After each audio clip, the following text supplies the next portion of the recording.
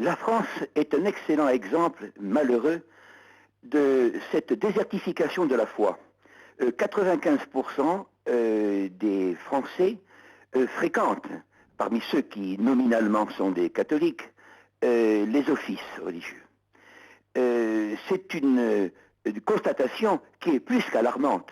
C'est le signe d'une absence complète, plutôt d'un déracinement de la religion dans les esprits, dans la pratique, dans la morale.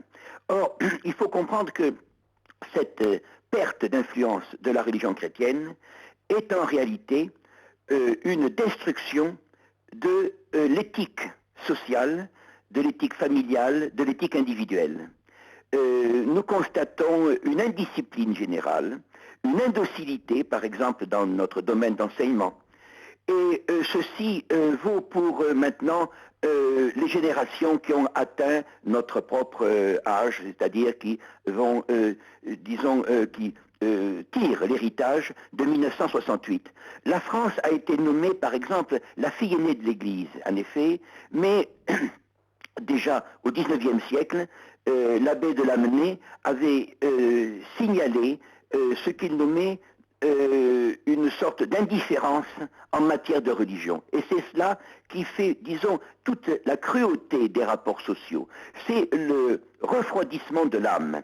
Et vous avez des philosophes qui ont déjà, ici chez nous, mis en garde, comme le fait le pape, contre ce qu'ils appelaient l'absence de supplément d'âme. Or, c'est cela, justement, que nous déplorons aujourd'hui. Quelles sont les causes? Car le pape dit très bien le symptôme. Ce n'est pas la première fois qu'il met en garde l'Occident contre cette chute inévitable. Car, bien sûr, les religions ont pu, par exemple, varier de forme dans notre histoire, mais il y avait toujours l'axe central qui était, disons, Dieu, l'essentiel. Les révolutions religieuses ou les crises religieuses n'étaient souvent qu'une manière de monter encore en altitude, c'est-à-dire d'atteindre un but qui peut-être sur la terre n'est pas, disons, un lieu de repos éternel, mais justement était un effort dont profitaient les autres générations. Ceci maintenant s'est interrompu. Le laïcisme n'est pas du tout un respect des religions. Le laïcisme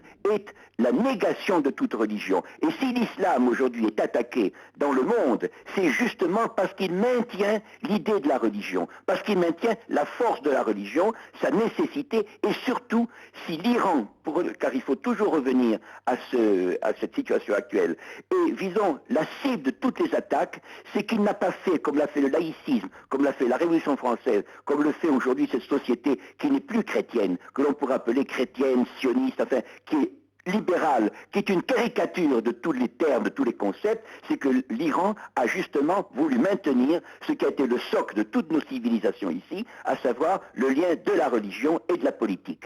Et je crois que ce que même Rousseau a annoncé, qu'on ne pouvait pas séparer la morale de la politique, la religion de la politique, eh bien nous sommes en train justement de le vivre à l'inverse. C'est-à-dire que nous sommes en train de renier non seulement notre religion, nos religions, mais aussi de renier notre philosophie, en réalité de détruire la base sur laquelle nous sommes et qui ne profitera bien sûr qu'aux parasites éternels de toutes les décadences.